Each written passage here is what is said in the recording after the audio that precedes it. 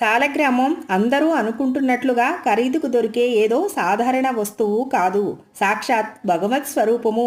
కొందరికి మాత్రమే భక్తిభావం కలవారినే చేరుతుంది. ఉత్తరాది ప్రాంతాలకు వెళ్ళినప్పుడు నర్మదా నదీ తీరాన గాని లేదా సాధువుల వద్దనో దీన్ని పొందవచ్చని అనుకుంటారు కొంతమంది.